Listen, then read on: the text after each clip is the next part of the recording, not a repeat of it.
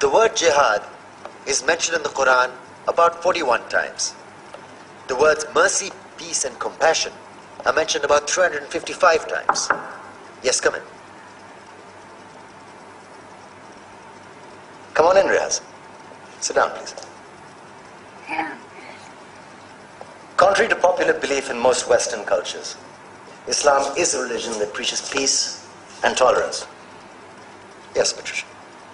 If Islam truly is a religion that preaches peace, then how come the world's most troubled spots, the West Bank, Afghanistan, Pakistan, Iraq, they're all plagued with Islamic terrorism? Well, that depends on your definition of terrorism. Some might argue that the U.S. invasions of countries like Iraq and Afghanistan are also acts of terrorism. No, those were acts of war to get rid of despotic regimes. Or means of getting at a country's oil. Conspiracy theories.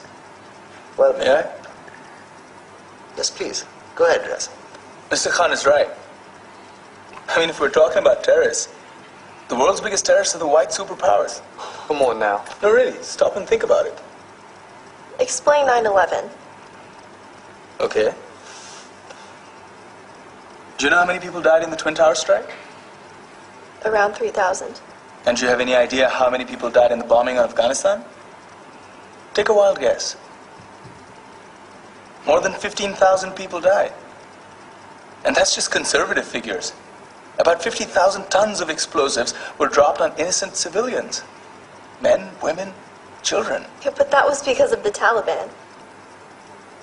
Now that you brought it up, did you know that the Taliban was a creation of the CIA to fight the Russians? Whatever. They were still harboring terrorists. Yeah, right. Terrorists that were never found.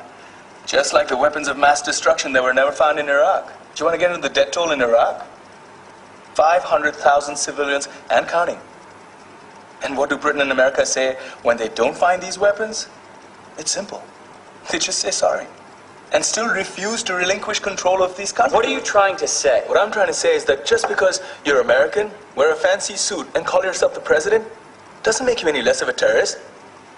I'm saying that if you don't stop meddling in other people's countries, you will face a backlash. If Muslims like you feel that way, then why don't you get out of our country? We will. As soon as you promise to leave ours.